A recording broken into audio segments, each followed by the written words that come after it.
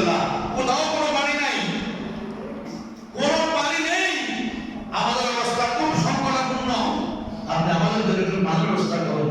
আমাদের বলে পাত্র নিয়ে আসো, পাত্র নিয়ে আসলেন আমার নবী সরকারে মদিনা সাল্লাল্লাহু আলাইহি ওয়াসাল্লাম, হাউজে কাউসারের মালিক, জান্নাতের মালিক, দোজাখের বাদশা নবী সাল্লাল্লাহু আলাইহি ওয়াসাল্লাম নিজের ডান হাত মুবারকের এই আঙ্গুল কানা যখন ওই কিসের ভিতরে পাত্রের ভিতরে যখন দিলেন, আমার নবী পাক আঙ্গুলগুলো সোজা করলেন।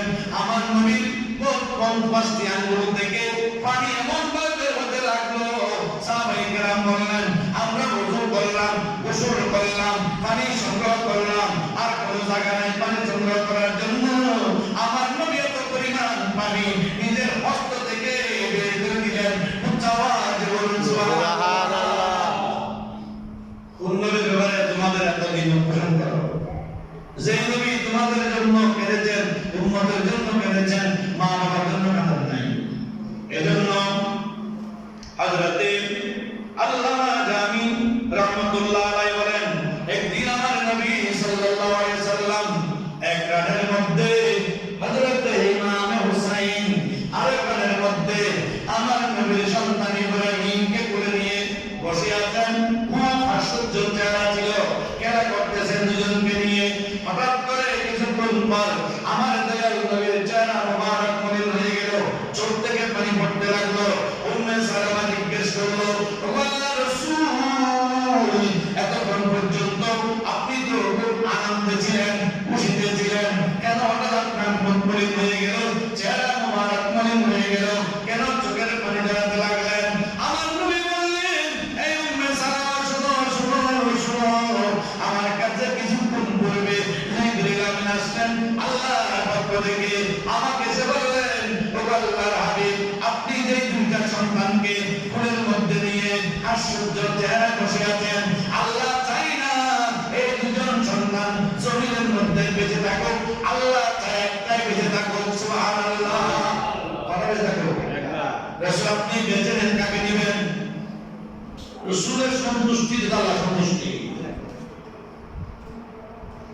রাসূলের খুশি থেকে খুশি আল্লাহর খুশি। আমার নবী মক্কায়ে মুআজ্জম থেকে যখন হিজরত করতে যাচ্ছেন, আল্লাহ বললেন, ওগো পিয়ারা হাবিব, আপনি কোথায় যাবেন এটা আপনি বেছে নেবেন। আপনাকে তিনটা জায়গা এখতিয়ার দেওয়া হচ্ছে। কয়টা?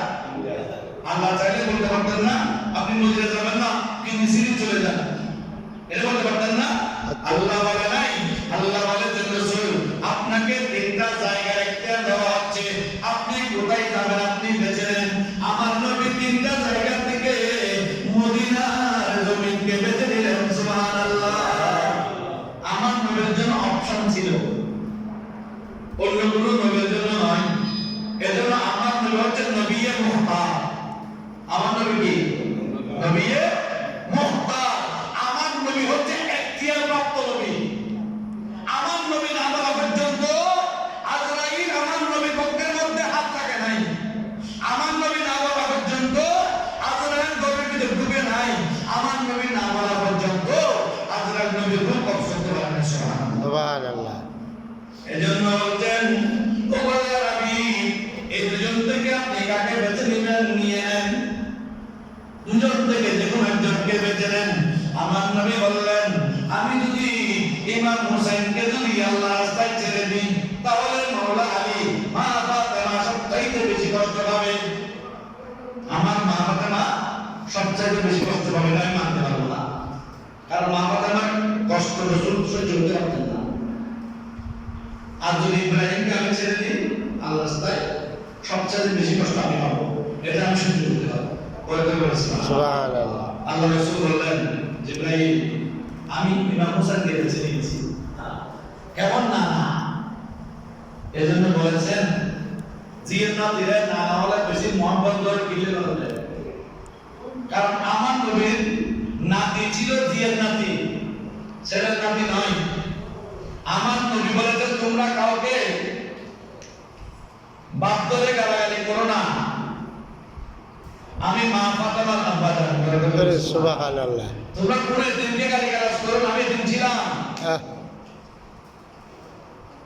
এই জন্য অনেক ঘরের মধ্যে অনেক জামাই আছে নিজের বিবিকে মা ধরে গালি দেয়, বাবা ধরে গালি দেয়। তোমার কাছে না নাই? আছে। আছে তো। খবরদার, গামকে হেফাজত করুন। কোন মেয়ে আপনার ঘরে এসেছে সব কিছু ত্যাগ করে, সব কিছু ছেড়ে দিয়ে, মা ছেড়ে, বাবা ছেড়ে, আপন ভাই ছেড়ে, বোন ছেড়ে, নানা নানি ছেড়ে, নিজের সব কিছু ফেলে একটা কাপড় পরিধান করে তোমার ঘরে প্রবেশ করবো। তুমি যদি তাকে কষ্ট দাও, সে একজনের কষ্টে সে 20 জনের কষ্ট অনুভব করবে। সে বলবে এখন আমার বাপ থাকতো, মা থাকতো, ভাই থাকতো, বোন থাকতো, দাদাই থাকতো, নানানি থাকতো, আমাকে তারা এত কষ্ট দিতে পারতো না। সে কিন্তু স্বামীর কষ্টে বেশি কান্না করে না। একজন মহিলা স্বামী যখন তাকে কষ্ট করে, মারে ধরে কষ্ট দেয়, সে স্বামীর কষ্টে বেশি কান্নাকাটি করে না।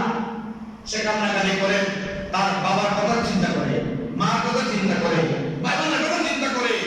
আমার ফ্যামিলিতে আমি তো রাজকন্যার মতো ছিলাম, আমাকে যে কষ্ট দিত না, খাবার দাবারে কষ্ট পাইতাম না, এগুলো চিন্তা ভাবনা নিয়ে সে একদিন দুদিন নয়, অনেক মহিলারা আছে অনেকদিন যাবত কান্নাকাটি করে। জিজ্ঞেস করলে কেন কান্নাকাটি করো, চোখটার মুছে চলে যায়, বলে না কিছু। খবরদার, কোনো মেয়েকে আপনি কষ্ট দিতে পারবেন না। মৌলা আলী আমাদের বলেছেন, আলী আমার ফাতেমা যতদিন বেঁচে আছে তুমি দ্বিতীয় বিবাহ করতে পারবে না, দ্বিতীয় বিবাহ করতে পারবে না। এজন্য আমার নবীর মহব্বত, আমার নবীর আওলাদের মহব্বত অন্তরে থাকা, এটা আমাদের জন্য ফরজ। আমাদের জন্য কি ফরজ? ফরজ।